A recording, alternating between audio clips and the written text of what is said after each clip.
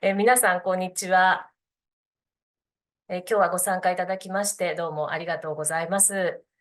本日は気候ネットワーク主催の、世界の気候訴訟最前線のシリーズ第3回目になります、韓国での若者の気候訴訟、そして日本も関わるオーストラリアガス事業での訴訟事例に、ついて、ご参加いただきまして、どうもありがとうございます。進行役の気候ネットワーク東京事務所桃井です。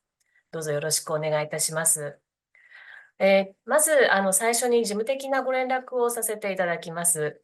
今日の、お話、スピーカーの方は、韓国からご出演されるということで、日本語と英語の同時通訳で進めてまいります。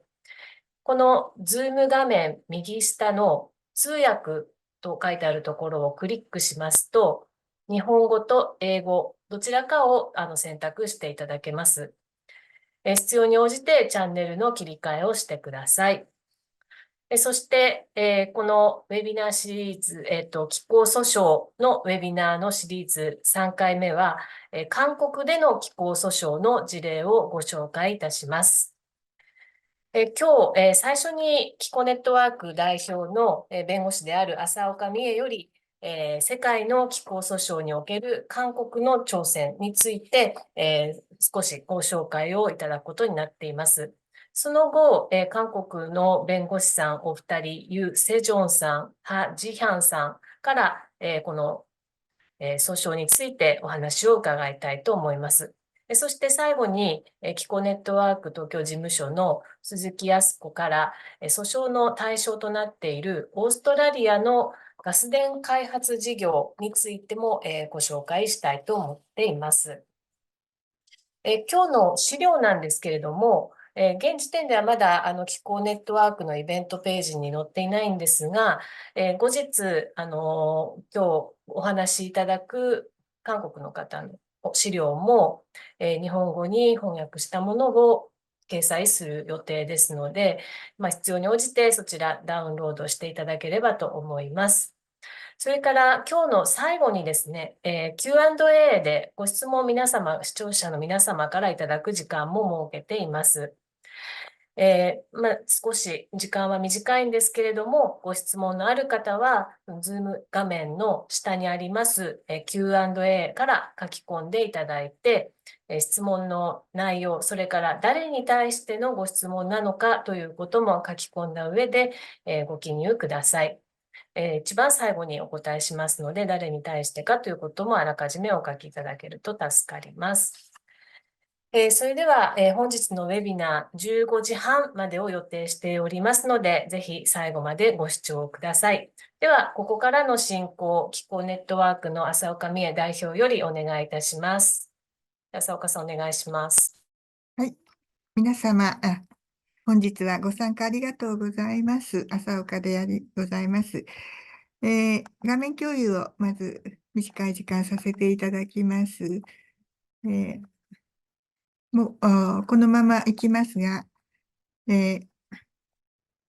こういう地図を何度かお見せしてまいりましたが、最新の世界で気候訴訟が起こされている頻度を表した世界地図であります。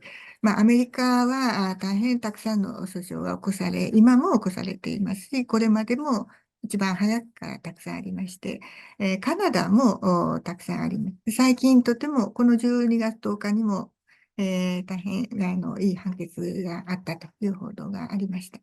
さらに、ブラジルは最高裁判決も含めて、私たちは大変参考になる判決がありますし、ヨーロッパにおきましても、これまでご紹介してきましたように、オランダとかイギリスとかフランスとか、最高司法機関においても大変有意義な判決が出されているという状況があります。オーストラリアもさまざまなジャンルで訴訟が多いところであります。これに比べますと、アジアの地域は、かなり、少ないということになります。インドは多い。パキスタンも大変有名な判決があったりいたしますが、東アジア、日本は石炭火力につきまして、いくつか訴訟があることはご紹介の通りですけれども、大変少ないというのが現状であります。で、韓国も色の数はあまり変わらないのですけれども、大変広い視点から、新しい視点から、大変私たちに興味深い訴訟が起こされ、また結論も進んできているというふうに思われます。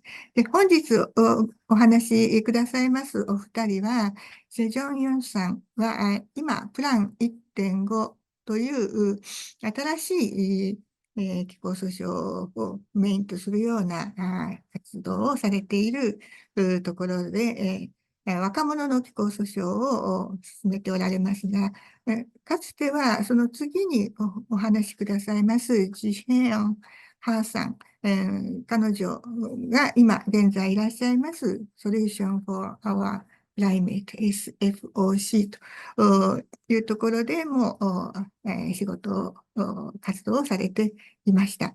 で、どちらもお若いのですけれども、セジョンさんの方は10年、こうした領域で、プロフェッショナルに気候訴訟などを中心にして、やっておられて、大変精通気候訴訟、気候変動問題に精通しておられる方であります。こういう方が若くて参加しておられるというのは大変心強いことであります。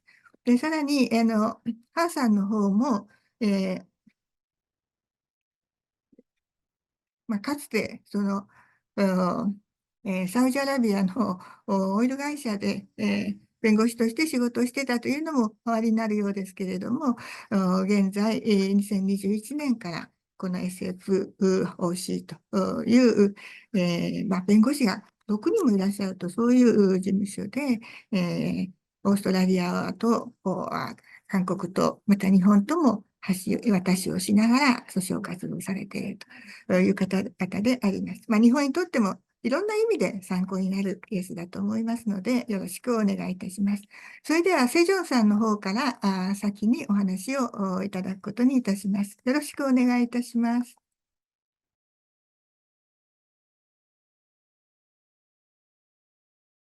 Thank you very much. Let me share my screen.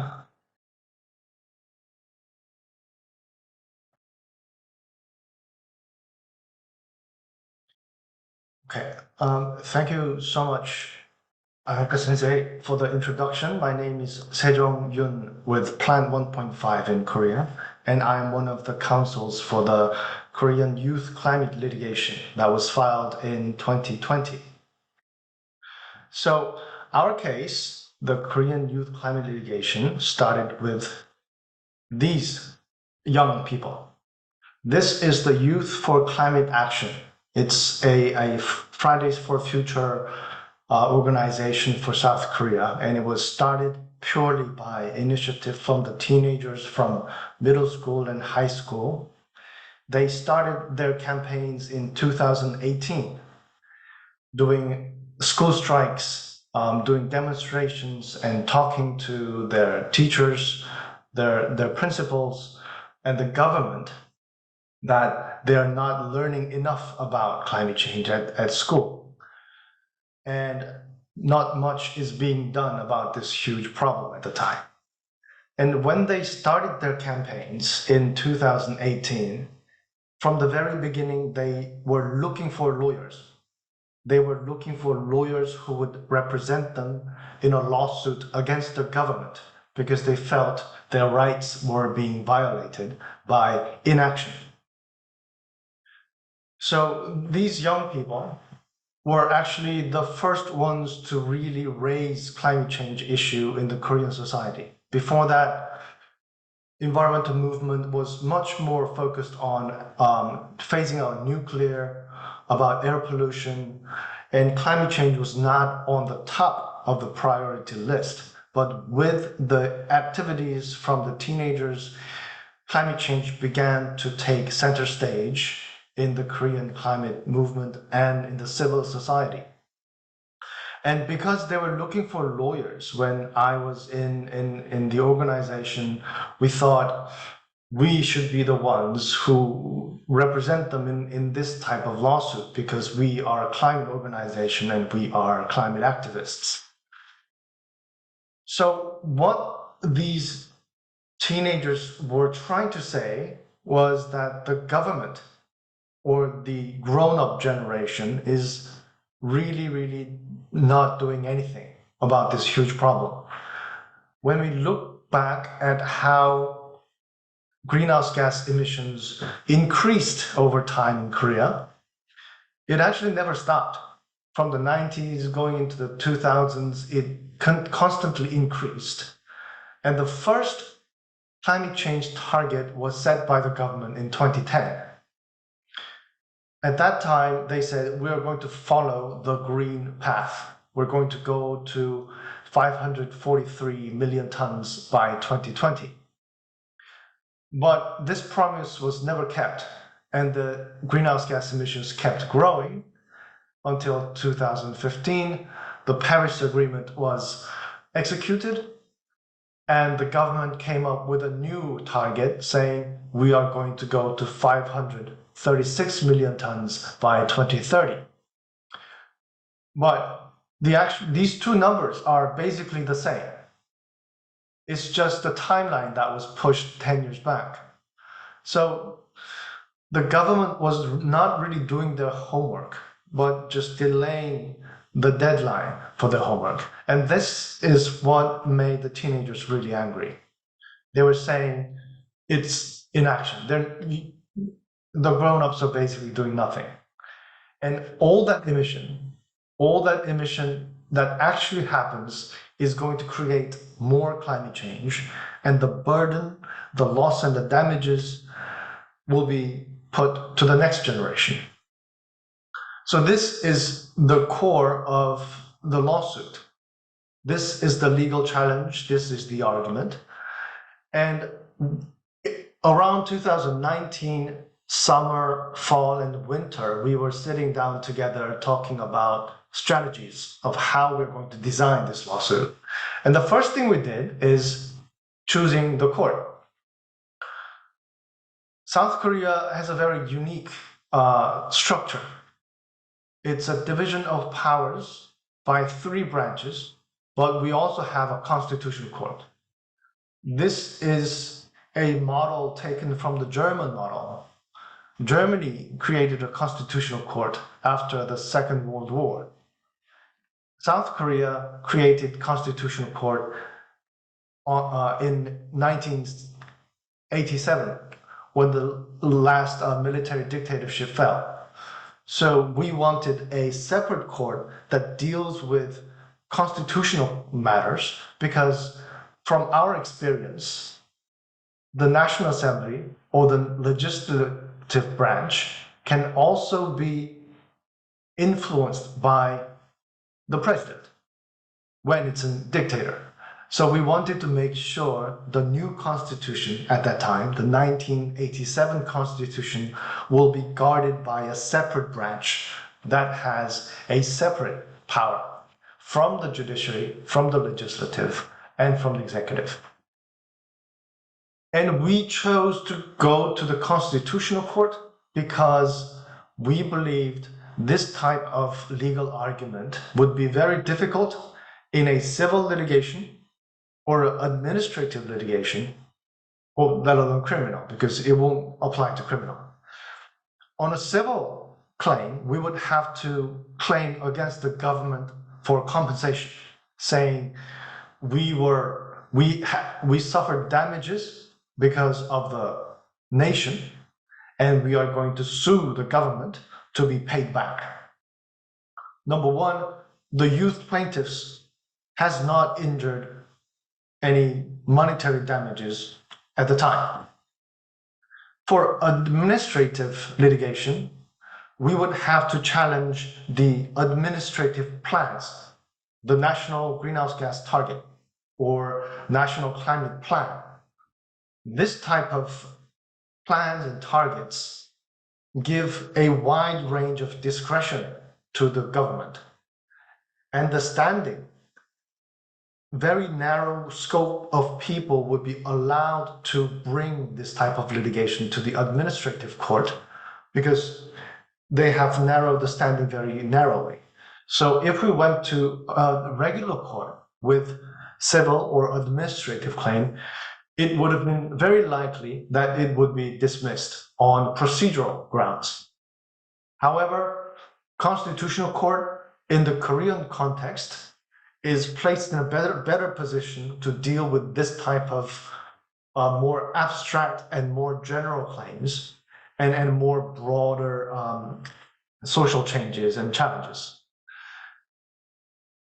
So on 2020, March 13th, we filed the litigation to the Constitutional Court, and we were claiming that the climate change law created by the National Assembly and the greenhouse gas target, the national target set by the government, together infringes the fundamental rights of the 19 plaintiffs that were members of the Youth for Climate Change, Climate Action.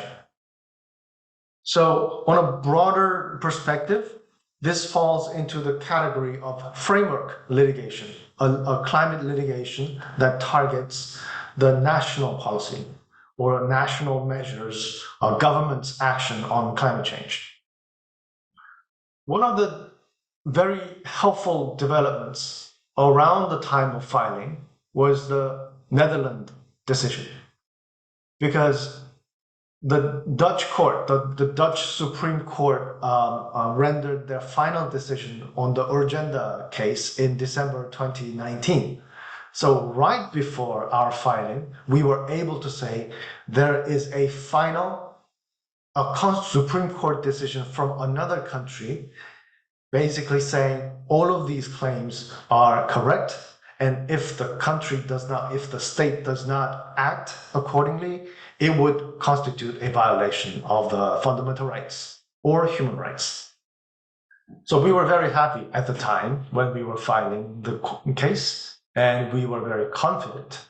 And at that time, we did not know it would take more than 3.5 years to get a decision, which we had not yet. Okay, let's look into the laws and decrees that we have actually challenged through this litigation. The law is Carbon Neutrality Act and the presidential decree that delegates the details of the act. So the law says the government shall set a national greenhouse gas reduction target by 2030 that is at least 35% from 2018. And with this guideline, the president has the authority to create an actual binding target, which was set by the presidential decree, which says 40% from 2018 levels by 2030. On the legal side, the legal arguments have three elements. The first is states' failure to protect fundamental rights. Under Korean Constitution, the state has a constitutional obligation to provide at least minimum protection of all the fundamental rights of the people. And the legal test that is applied when this question arises is whether the state has implemented appropriate and effective measure to provide at least minimum necessary protection for such right. So what we need to show to the court was whatever the country was doing, 40% from 2018 levels does not reach the minimum necessary protection. And the second one is what we thought was actually more important was right to equality. Our plaintiffs were 19 teenagers, and one of the core arguments is that the impact of climate change will affect these plaintiffs much more than the current generation in their 40s, 50s, 60s that are in the government or in the National Assembly making the decisions right now. And because that difference in damages and impact cannot be corrected afterwards, right now is the only opportunity to prevent that inequality from happening. And the third legal argument was blank delegation. This is more a formalistic approach, saying that this type of guideline, anywhere above 35% from 18 levels, is not enough. This basically allows the government to set the target anywhere around this range, and it does not provide enough guidance to make sure that the actual climate targets under the Paris Agreement is met. So these are the three legal arguments. And how did we argue the factual arguments? The key to the factual argument is, will climate change infringe the constitutional rights of the plaintiffs? This is what we were trying to establish with the factual side of it.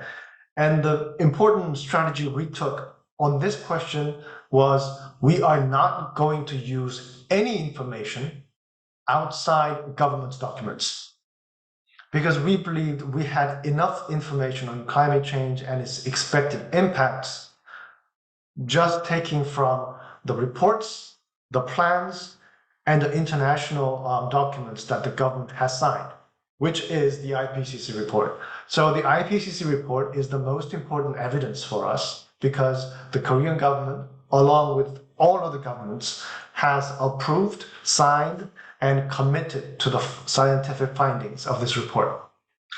And all the climate-related national plans, mitigation plan here, the adaptation plan, climate change reports, climate change prediction reports, all of this is based on the findings of the IPCC. So from our perspective, it looked quite clear that the government will not be able to deny or escape the expected impact of the climate change. And if we do not derail from these facts, we thought the fight, the arguments, the debates over factual issues would be simple.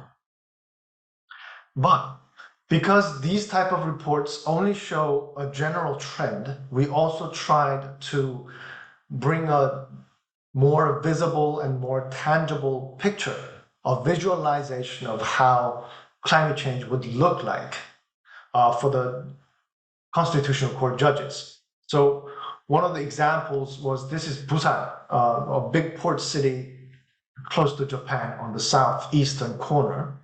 And this is what it looks like right now. And according to the government's data, this is the area that can be flooded by once in 100-year flood. So this is very unusual, very extreme flood that the government has predicted, and it could actually flood most of the city. But combining this with the IPCC report, the IPCC report says, if we continue to create greenhouse gas as we do now, by the end of the century, once in 100-year flood will happen every year. So that means if Busan, the blue portion of Busan, is flooded every year, this is basically the same as being under the seawater. So this is an example of how we were trying to show the judges that the sea level rise does not only mean being under the water all the time. It also means being under the water very often, because it's quite clear, if the land goes under the sea once in a year for just a couple days, you cannot do anything on that land. It's useless. Another example was on the weather. According to the Korean Meteorological Service, the weather forecast agency, they say the summer will become from 96 days to 135 days by the end of the century. And during the winter, there will be 0 days that we will see ice. The lowest temperature will not reach 0 by the end of the century. But this is winter as we know it. So we're trying to visualize, give visual evidence so that the justices and judges can imagine what climate change would be like. Because we had to assume that the judges are just like regular people. Unless they were specifically interested in climate change, their knowledge and their scientific understanding of the climate change would be very basic. The legal argument, one of the key challenges was how low goes below required minimum. Because the test is the nation doing the necessary minimum action? And what is necessary minimum? It's open to interpretation. And the key challenge is the Paris Agreement does not specify how much greenhouse gas reduction should be done by each country. It only says 2 different temperature goals, well below 2 degrees, and pursuing efforts to limit to 1.5. One of the key things we tried to do in our case was we tried to get rid of 2. It's often neglected that well below 2 degrees does not mean 2. It means well below. But often in many scientific reports, we see 2 different numbers, 2 degrees, 1.5 degrees, carbon budget, predictions, and targets. They're very centered on 2 degrees, but the legal language of the Paris Agreement clearly says it's not 2. It cannot be 2, and it has to be well below 2. So it has to be something like 1.7, 1.75, 1.6. That's open to argument. But first, we wanted to make sure that the court understands 2 is not an option. And we used the more recent findings of the science, like the 6th IPCC report, and all the COP decisions after Paris Agreement, because many of these documents very much emphasize how 1.5 is a much more reasonable target than 2.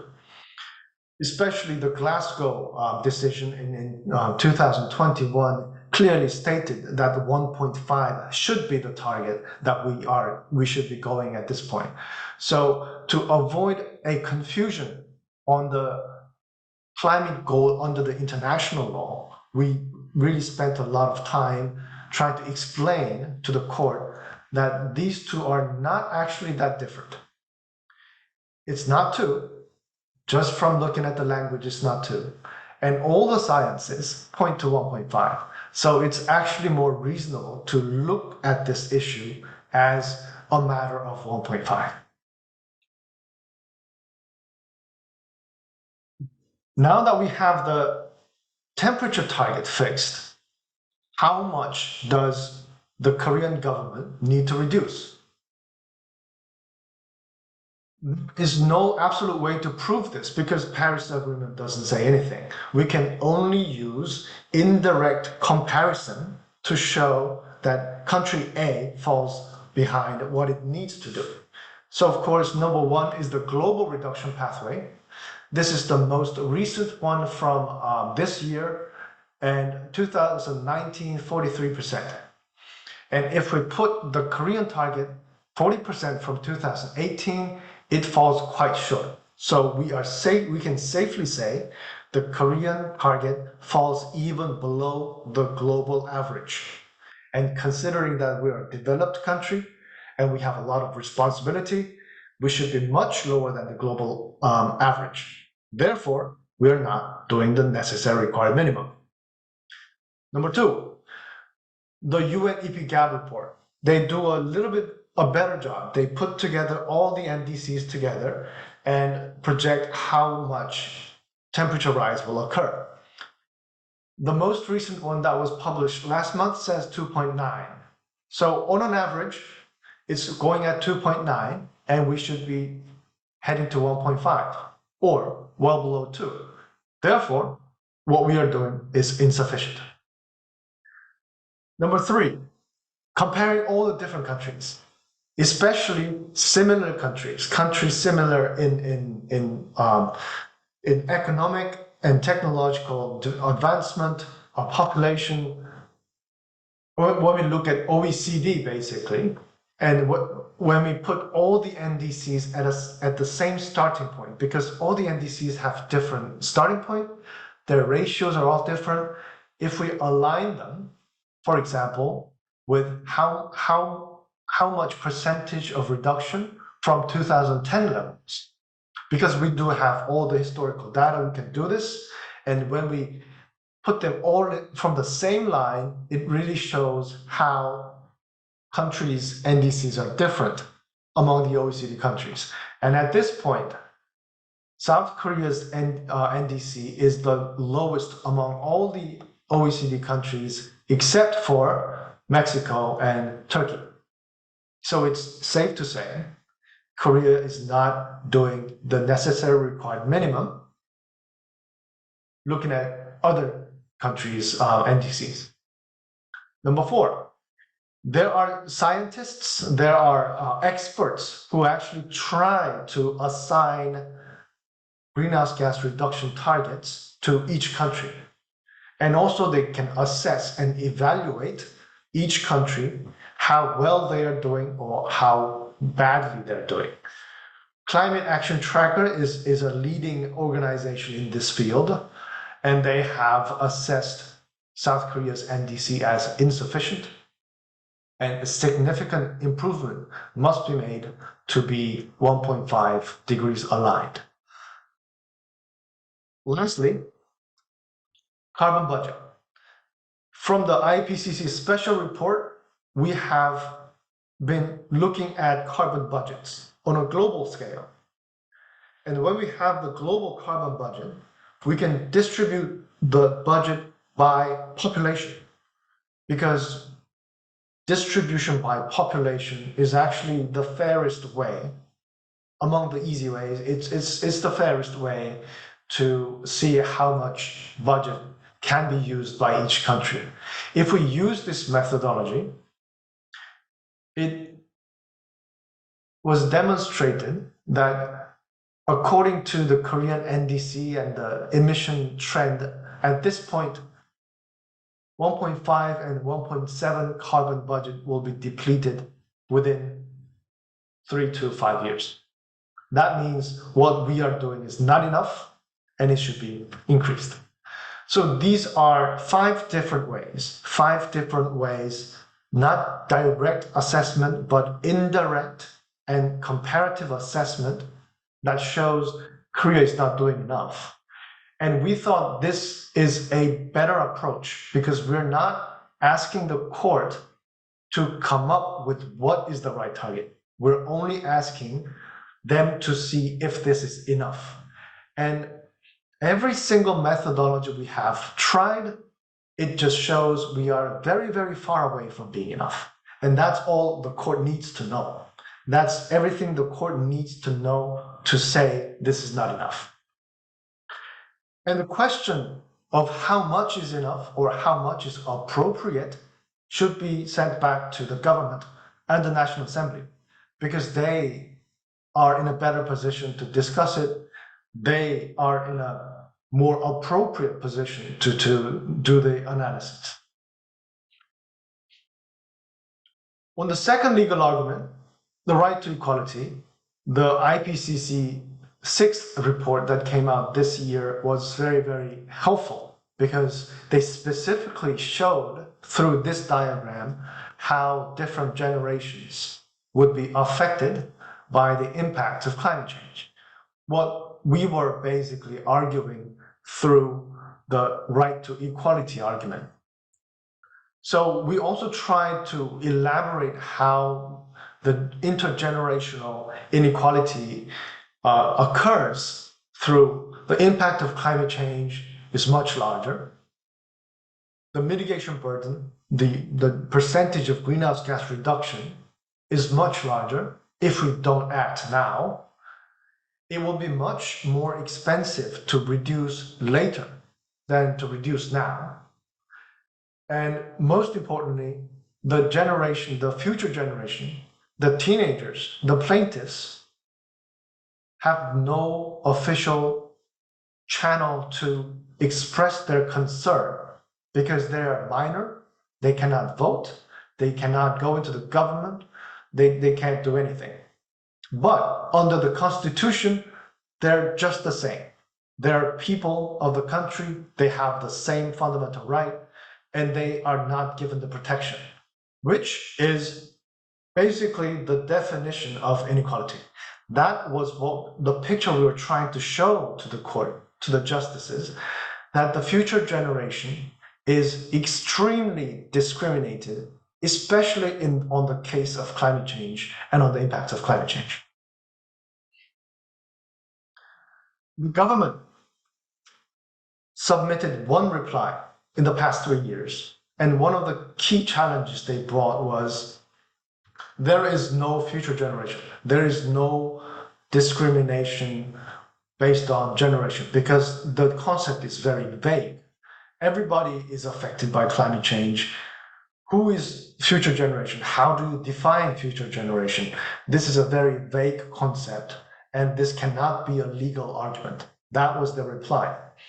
And as a response to this, we said there are many, many ways to define a future generation or set up two groups of generation that we can compare. For example, with the average life expectancy, which is very high in both Korea and Japan, we can compare the life expectancy after 2050, because after 2050 is when there's supposed to be no carbon budget left in any scenarios, and the really, really serious impacts of climate change will be occurring in the later half of the century. So who is going to suffer more? Of course, the younger generation. So the term future generation, for the purpose of this litigation, can be set up in many, many ways. And it would have reasonable grounds to define these terms because it's a useful concept when we are comparing whose right is being protected and whose right is being infringed. Okay, this is the last slide. So this is our case history so far. 2020 March, complaint filed. The government reply was filed in autumn, in October. And from the filing of our initial complaint, we have submitted 8 supplemental briefs so far. Many of them were dedicated to introduction and analyses of decisions from other countries, because it's a first case in Korea, and we do understand that it'll take a lot of confidence and courage for the Constitutional Court to rule something on this matter. So we were trying to comfort the court, saying we're not the only one.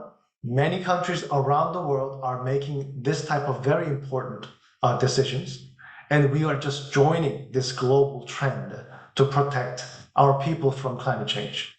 And also we wrote many briefs on climate science, because IPCC report is very complicated, it's very difficult to read. We as lawyers are interpreting, translating the scientific language into legal language that are more familiar to the court, and selecting the key facts that are relevant to the legal arguments. And we have had help from international organizations, Center for International Environmental Law in Washington, D.C. They filed a amicus brief, a supplemental brief on human rights, international human rights and climate change. Urgenda Foundation also filed a amicus brief on climate science. And in the past 3.5 years, the most important and encouraging development was in August 2023, the Human Rights Committee of Korea issued an opinion, and they submitted this opinion to the Constitutional Court for our case, saying that the climate change impact is causing a fundamental infringement of constitutional rights, and the current plans and targets and actions of the government seems to be insufficient. So they're basically agreeing with the arguments of the plaintiffs. And we did support the National Human Rights Committee on the facts and the legal arguments, and they accepted most of the arguments that we just covered in the past 30 minutes. And I understand a Japanese translation has also been made to the decision. So what is left? We don't know yet. We don't know exactly. We are hoping there would be a public hearing because it's an optional procedure under the law. So the constitutional case can choose to have a public hearing. We hope that we do, and we hope that they render the decision as soon as possible because the next NDC discussion will begin next year. So to ensure that the next NDC discussion reflects the constitutional concerns and becomes stronger, we need this decision by next year. Thank you.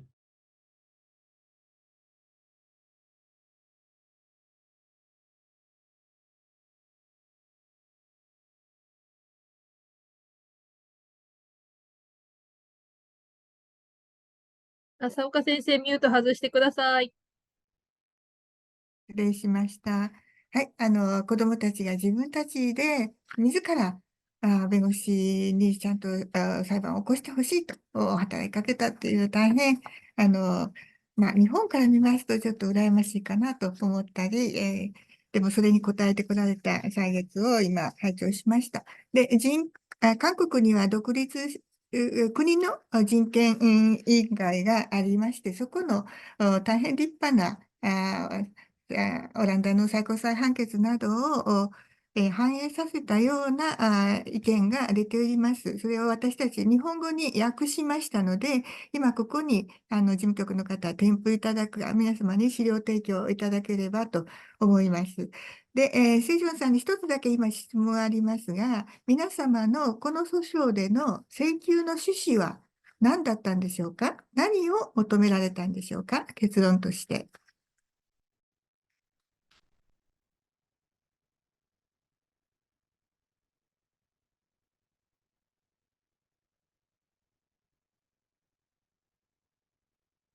憲法裁判所に求められた請求の趣旨です。はい。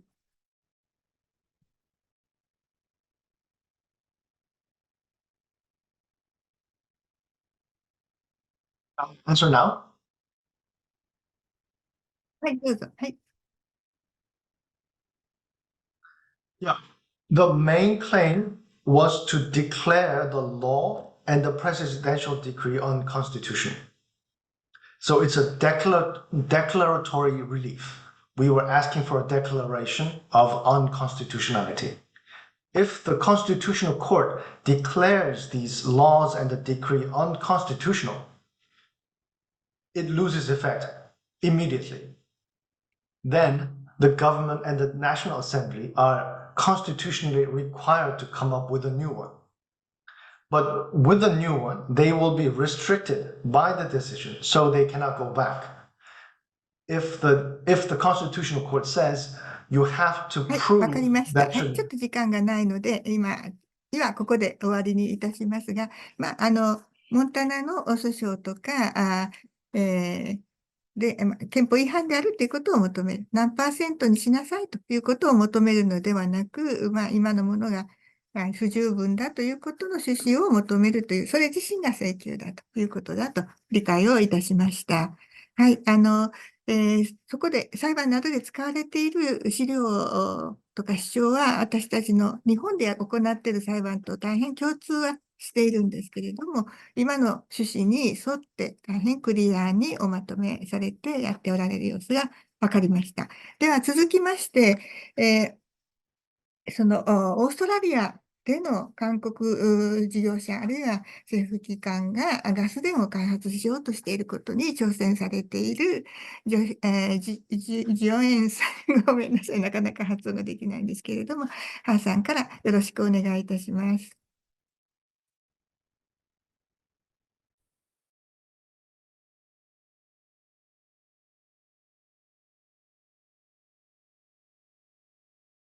Hi, nice to meet you all. I'm Jihyeon from the SFOC based in Seoul. And thank you for inviting me here, and so great to see you, especially Asaoka Sensei again. I will share more details of certain projects, Barossa gas projects. I mean, to how to tackle the projects, and also the landscapes of climate NGO lawyering in South Korea.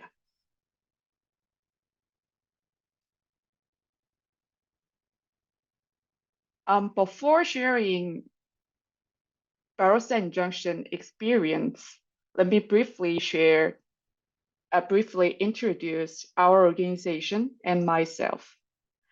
Our organization, SFOC, Solutions for Our Climate, is an independent, Korea-based nonprofit organization, and our mission is to mitigate climate change, mainly through carbon emission reduction. And we are focused on renewable acceleration, net zero finance, such as achieving net zero through public finance and national pension service. And also, we are looking into industry decarbonization, especially steel industry in South Korea. And our way of working is like this.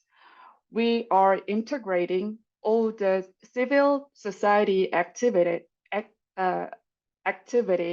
inside our organization. And our organization is consisted of multiple teams. So we research first to find agendas and issues, and then we make our voice louder through campaigns, comms policy diplomacy, and also legal channel to the courts or to the government agency. And that's brief personal backgrounds of myself. And I graduated law school, and also I majored law in the college as well. So that means that I've studied law like for 10 years. But I was not the best student, and I was more interested in other things than law, like human rights, or I was also interested in legal AI. So after graduating law school, I went to legal AI startup and working there for several months. After then, I worked for one of the largest refinery in South Korea, whose major shareholder is Saudi Arabian oil company Saudi Aramco. Back then, I was not really seriously interested in environment issues. Anyway, I learned there how the oil industry is working and how the energy politics and economy is going on globally. For example, how the oil producing countries like Saudi Arabia is powerful to manufacturing countries like South Korea or Japan. And there I also learned conservative corporate culture in South Korea. Oh, sorry. And I worked for the company and plus I also learned that oil spill is not the accident, and it just happens like every day. After years of working in the oil industry, I joined SFOC 2021, and it's just a whole new world. And let's figure it out how our Barossa injunction went on. Actually, it's the project overview, but I believe that Yasuko will elaborate on this, so I'll just point out that how is this related to Korean industry. SKENS is one of the company who's leading this project, and they argue that they will import this huge amount of gas to Korea and some portion of gas will be used to produce blue hydrogen in South Korea. And based on carbon capture storage in Australia, they will produce CO2-free gas there and then there. So it's also related, other than injunction, it's also related to our legal claims of greenwashing against this gas provider.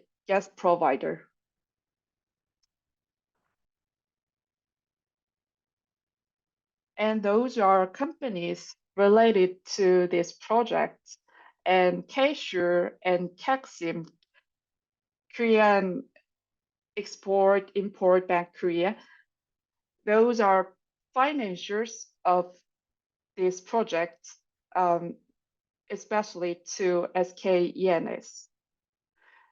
They provided loan and export credit insurance loan directly to SK, and export credit insurance allowed Korean private banks loans to SK.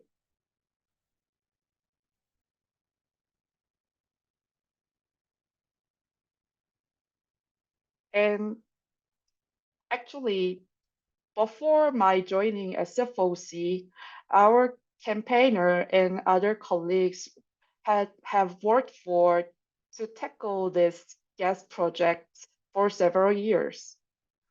And we also, so they already have worked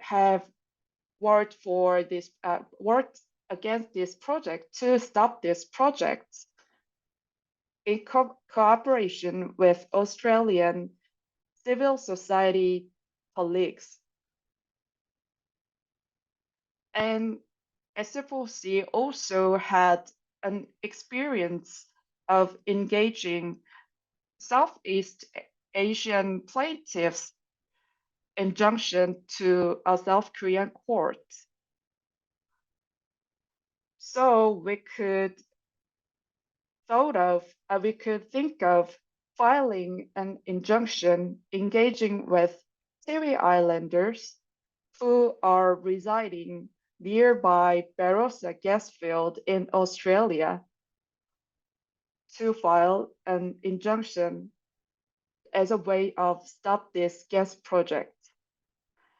Our main argument was to stop public financing from Kaksim and K-Sure to this project.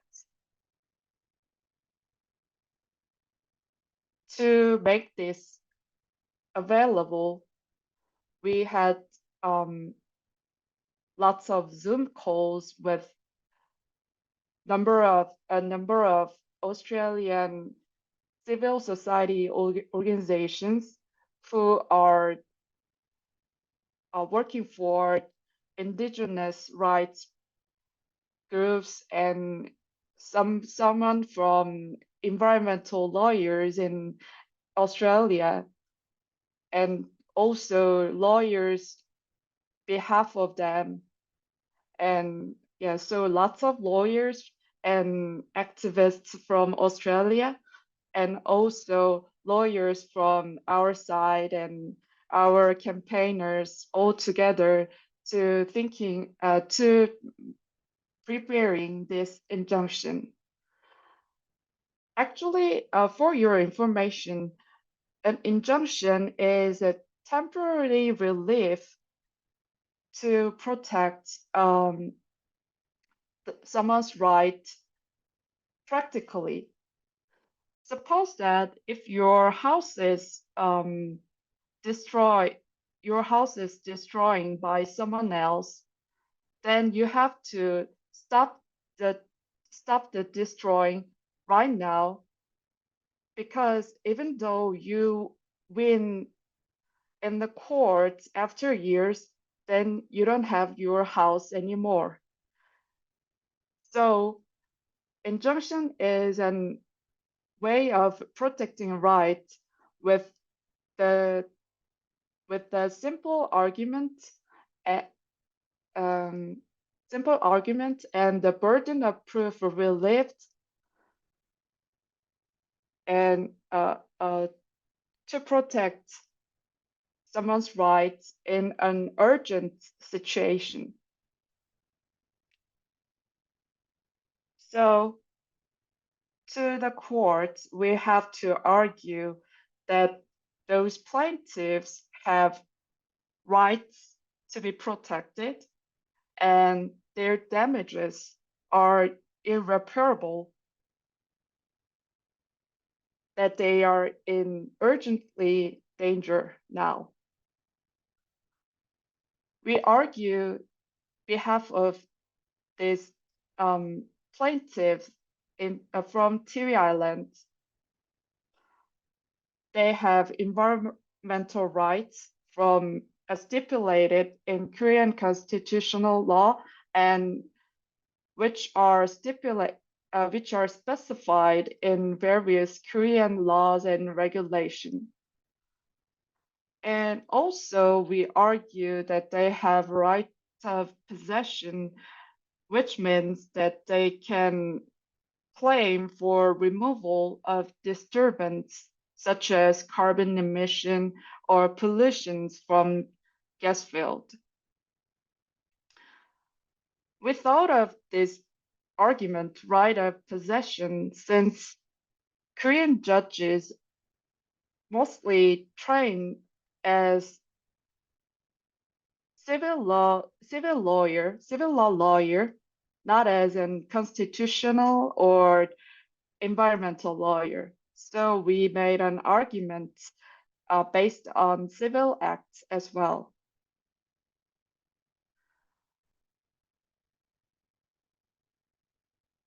And we also argued that Tiri Islanders will have irreparable, irrecoverable damage from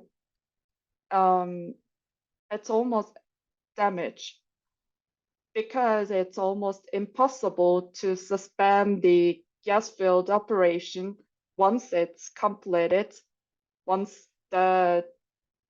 financing is completed, and it's also difficult to recover the environment after being destroyed. And the operation of gas field will be done for next 20 years. So that means that we'll be locked in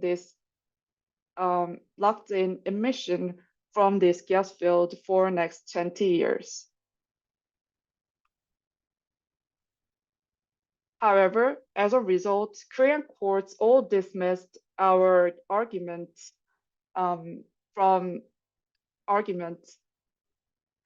regarding environmental rights. Korean court decided that our environmental rights argument was not specified enough. And regarding right of possession, court said that they were not sure that if plaintiffs have the right of possession, the area nearby this gas field.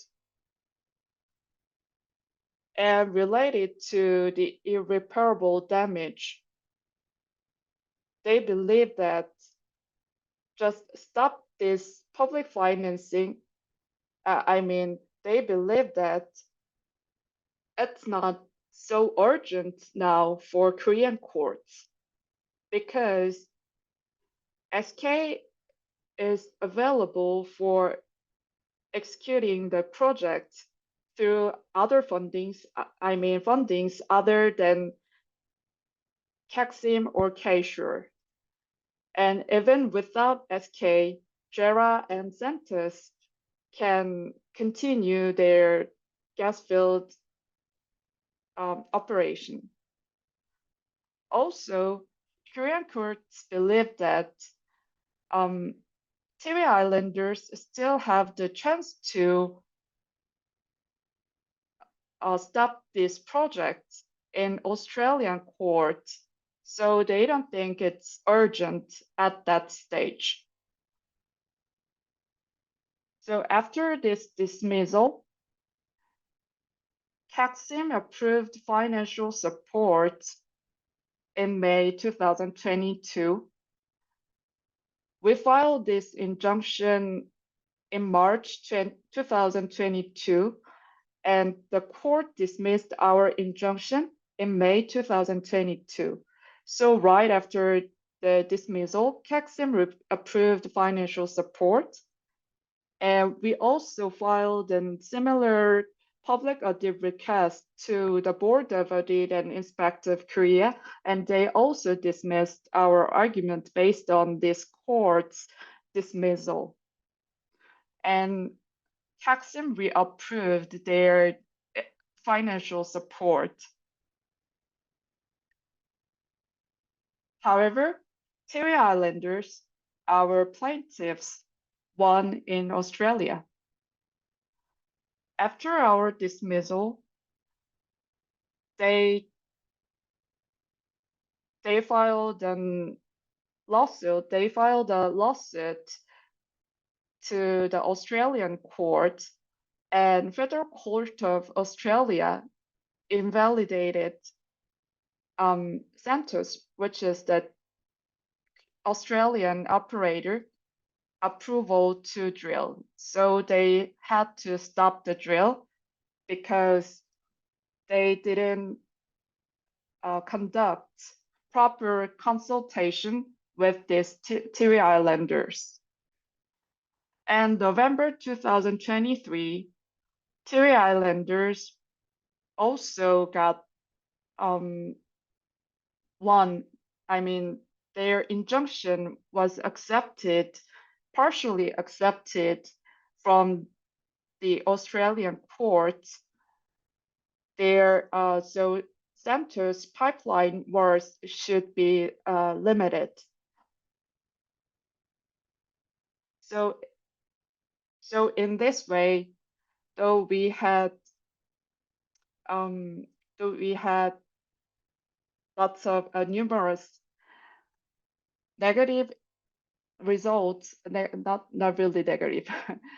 We didn't get positive comments from Korean courts or Korean governments, but TV Islanders won in the Australian courts.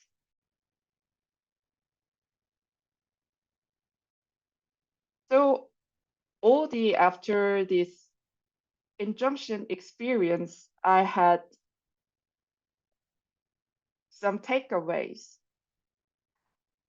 That's my first experience of this sort of multi-jurisdiction strategy litigation. And from this experience, I learned that sometimes we lose in court, but win out of court, actually. And it's very unique experience to work as a lawyer in collaboration with researchers or comms colleagues and campaign colleagues all together.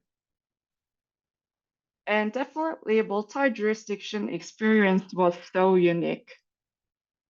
I learned that not to prioritize my goal as a lawyer than a voice from vulnerable communities in Australia.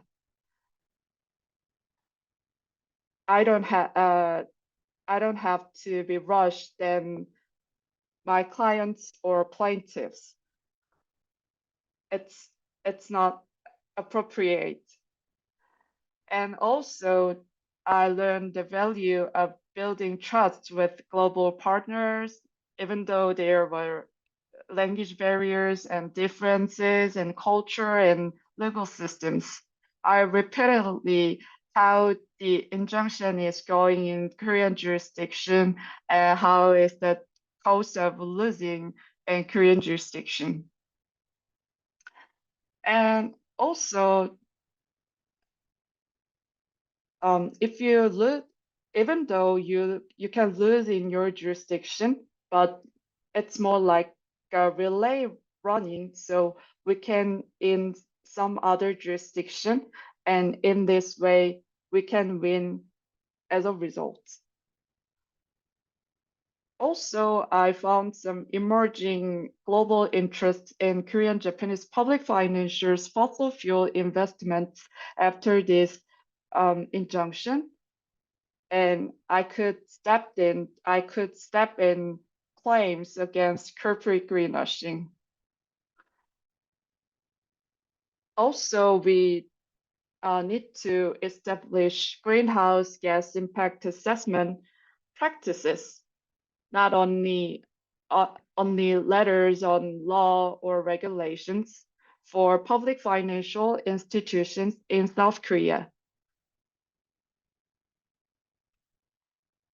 After this injunction,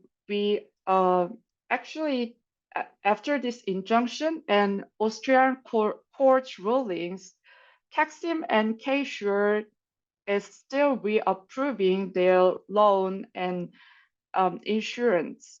So we are trying to find ways to pressure them to divest fully from this Barossa project. And also we are looking into another overseas gas project like in Mozambique. It's another project that Korean public financiers and companies are involved in.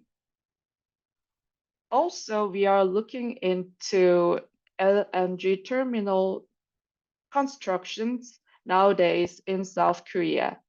After Russian-Ukraine war in South Korea, we can see some trends that companies are building lots of LNG terminals around South Korea. So we are monitoring and reviewing them, whether they are assessed properly based on Korean gas demands, and demands. And we are concerned that this LNG terminal construction will increase gas imports to South Korea. So that's all I prepared for today's presentation. Thanks for listening. はい、ありがとうございました。では、引き続き、この事業に関わっている日本のJERA、そして、日本の海外融資機関がどのように関わってきているのか、これ、人事ではないということにつきまして、鈴木さんからお話しいただきます。はい、こんにちは。気候ネットワークの鈴木です。私の方からは簡単にこのプロジェクトが、日本がどのように関わっているかというところをご説明したいと思います。スライドショーにすると。はい。まず、先ほどからジヘさんがご案内してくださっているように、バロッサガス田なんですけれども、これ、プロジェクトの内容としましては、まずガス田の開発、この地図にありますように、バロッサの赤い丸がついているところなんですけれども、バロッサのガスを作り、ごめんなさい。戻っちゃった。丸のついているところにガス田を作り、ガスをターミナルを上吸い上げたところの、よく海の上に浮かんでるやつですけれども、あれを作り、さらに、このガス田からパイプラインをダーウィンまでつなぐというところです。で、今既存のこちらの左側と、ダーウィンをつないでいるところがあるので、そこのところに直接つないでしまってというパイプラインを作ろうとしています。で、ちなみに場所なんですけれども、このオーストラリアの、すいません、小さくて、この隅っこのところの、さらにこの島のあるようなところになっています。で、先ほどもうちょっとジェラとか名前が出てきてたんですけれども、この事業の遠隔としては、2021年に事業への最終投資が決定しました。で、その後に、オーストラリアの NGO 環境団体とかが先住民族との協議不在を懸念する書簡ということを提出しています。で、すぐにこれをやった後なんですけれども、日本の JBIC 国際協力銀行は、融資の貸付の契約を締結したというところがあり、その後に、ジェラが子会社の、通じて、利権を獲得しています。で、ここから、訴訟の問題が今まで説明してくださったような訴訟のが、韓国で起こり、オーストラリアが起こりということが起きています。で、裁判の内容は今までお話ししていただいたような感じで、結構原告たちが頑張ってくれているという状況なんですけれども、先ほどあったように2023年になって少し展開があり、事業としてはストップがかかっています。で、さらにもう一つ、大きな展開としては、新しい法律がオーストラリアの中で、起こりまして、今度新しい事業をやるということになったときには、一番最初、事業を開始する前から、最初からネットゼロができるようにしとかなきゃいけないよというのが通りました。で、こうすると、このバロッサの事業というのが新しいもの、要は認可が一回取り消されていることになっているので、新規という扱いになるんですけども、そうなると、ほじくってガスを出す分は全部最初から CCS なりなんなりで、さらにできなきゃダメですよというようなものになっています。で、これに、じゃあ日本がどういうふうなもので関わっているかというところなんですけれども、まずそのバロッサのガス田に関わっているものとして、ジェラが、利権を出資しています。で、公的金融機関としては JBIC がお金を出し、で、この LNG、ほじくって出てきた LNG を買うのは、三菱商事 100% 子会社のダイヤモンドガスインターナショナルというところがやって、日本に持ってくるということになっています。ですので、オーストラリアで起こり、韓国でも訴訟が起こりといった、こういう問題視されているプロジェクトの、最終的な我々は最終的にユーザーであるということになってしまいます。で、ガス田というのは、海底からポコッとこう穴掘ってガスを出してくるものなんですけれども、左側の写真にあるようなのが海上にある施設になります。で、ただこれだけではなくて、ガスをほじくってやったら生成する場所、そしてそこまで運ぶパイプラインというものを作らなくてはいけないようなものになっています。で、今、ガス田開発事業という他に、ダーウィンの LNG 事業という、そのダーウィン側で運んできたガスを生成して販売するような形でやりますよっていうのが事業としてやってるんですけども、これは当初、契約当初は2003年だったので、東京電力なんですけれども、現ジェラと東京ガスが入ってまして、で、これを、2006年から、ガスそこから日本に持ってきて売っているというようなものです。で、このバロッサガス事業、ちょっともう一回おさらいみたいなことになるんですけども、まず右側の方にバロッサガス田というのがあります。で、ここで掘ったガスを、ここにこうずっとパイプラインを通して、で、今ここ、もともとあるパイプラインとくっつけたというか、そこの一緒にこう並べて、ダーウィン、この隅っこのところですね。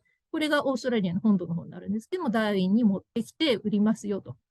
ガスにして売りますというものを作ろうとしています。で、今ここが止まっているんですけど、じゃあ CCS をどこでやるかというと、この1個、バユウンダンガス田というのがあって、これがもうそろそろ枯渇するよというふうに、もうずっとほじくって沿っているので、枯渇するとで、この枯渇したガス田の中に、このバロッサで取ったやつの CCS を埋めようとしてるんですね。で、それでチャラにしますという計画なんですけども、そもそもここの自体が390キロ。で、ここも500キロというような海上のところをずっとごめんなさい、海底をパイプラインで運んでいく。で、ここずっと海のきれいなところなんですけれども、そこへの事業を進めることによって、環境破壊にもなるし、この先ほどから出ているティウィ族の人たちが住んでいるこのティウィ諸島ですね。ここの、人たちの生活に非常に影響があるということが懸念されています。で、このガス田と今言った海上の施設とパイプラインとバイオ運断ガス田というの、4つとも大きなものがくっついたような形で、バロッサプロジェクトというものが全体があるわけですけれども、ここで、ここに示しているような日本企業が関わっています。ジェラが大きなところですし、あと、ダーウィンの方には東京ガスも入っているというところです。で、じゃあ、バロッサのここなさそうで言っていて、実はやはり伊藤忠が持っているというところで、決して我々とは無関係ではないプロジェクトであるということがお分かりいただけるかと思います。で、先ほどの最初の方にあった公的資金と、民間銀行のお金、これがどういうふうに流れているかという模式図です。これ、すいません。ちょっと細かいので、資料の方を掲載したときに見ていただければと思うんですけれども、バロッサガス田の開発事業には、ジェラがやっているので、そこにもお金が流れています。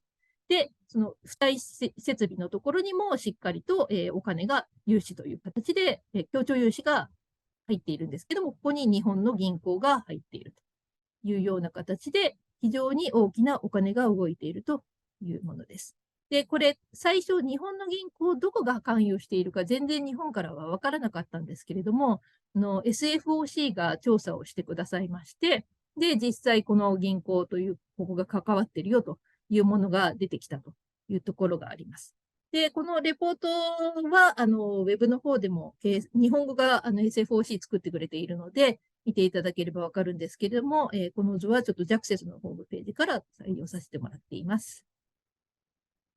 で、韓国はこのバロッサのプロジェクトに関して、今回、COP28 のところで化石賞を受賞しています。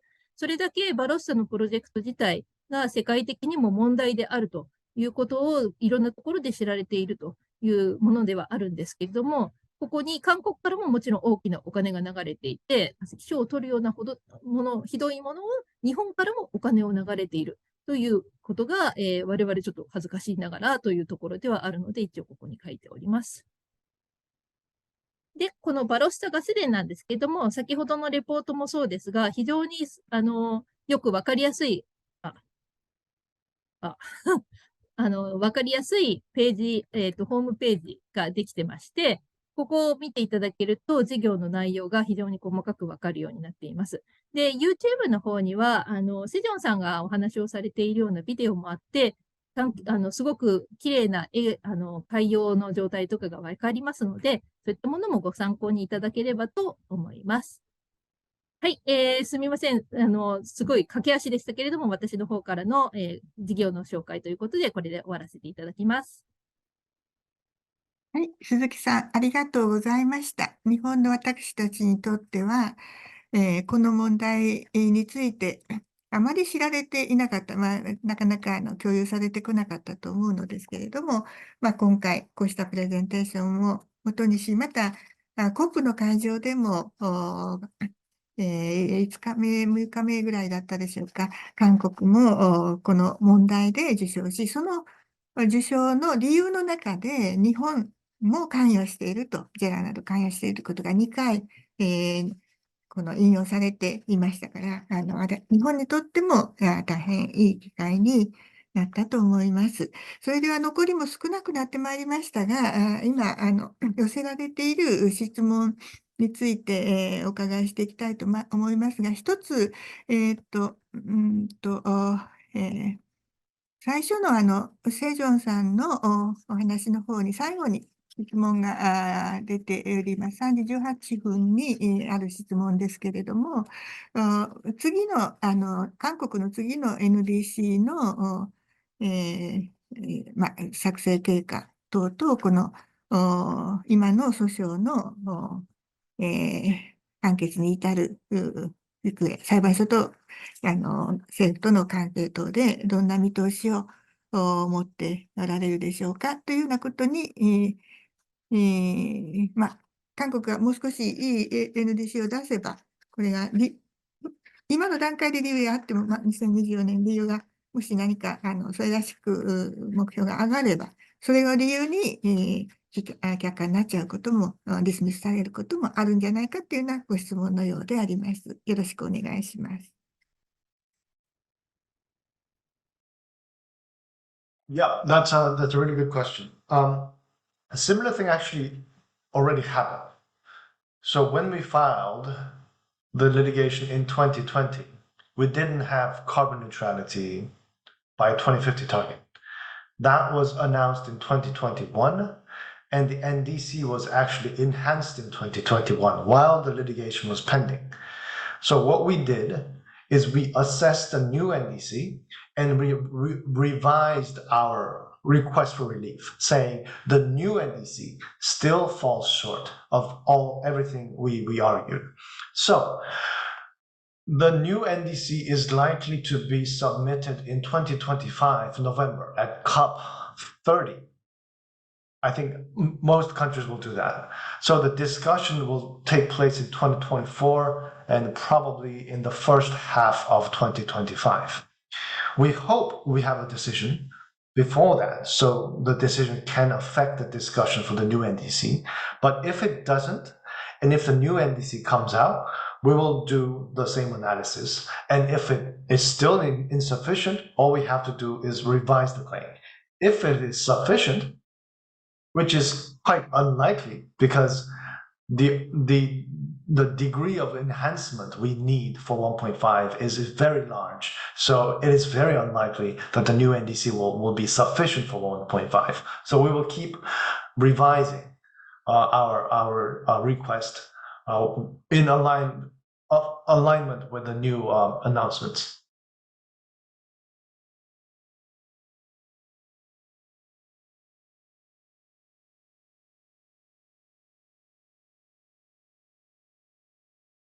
はい、次々と新しいチャレンジ対象が生まれてくる、引き続きやっていかれるということだと思います。バロッサのケースにつきまして、ちょっと今消えてしまったんですけれども、この韓国で、こうしたオーストラリアの事業について差し止めを求める法的な根拠は何だったんでしょうかというような質問があったと思うんですが、ジハエンさん、ちょっと追加してお話しくださいますか。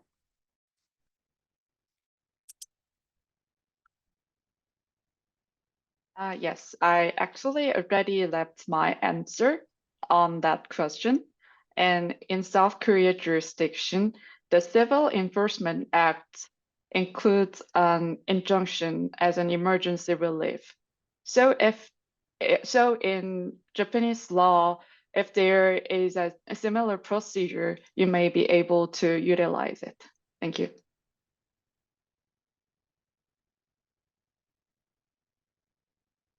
はい。そういう意味では特別な法律というわけではなくて、いわゆる民事仮処分の要件を備えていれば、場所がどこであっても、事業の対象地がどこであっても、相手方被告が関わる事業についての差し止めの必要性があれば対応できると。一般法で対応できると。そういうことですね。はい。それで、鈴木さんに対して、日本も、ある意味で関わっている事業でもあるということなんですが、なぜ日本では訴訟にならなかったんでしょうかと、仮処分などもチャレンジしなかったんでしょうかという質問がありました。どうぞ。日本の法規に関してはもちろん浅岡先生の方がスペシャリストでいらっしゃいますけれども、そもそもJBIC とか日本の銀行団はこれが問題だという認識が非常に薄いです。他国で起こっている訴訟という感じで、他国の情報を聞き、現地当局の結果を待って、自分たちができることを判断するという形で考えているので、JPIC とか、銀行のところでバロッサのプロジェクトについてどう思いますかということを聞いても、そもそも問題というふうには考えていないですね。なので、今回この本当に差し止めということになったときに、今後どういった形で彼らが対応していくかというのは、我々も非常に注意して見ていかなければならないと思っています。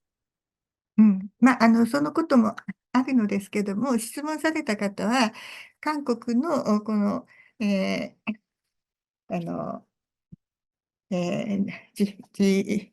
本当になかなか発音できなくて、ジヘインさんのように、たちのように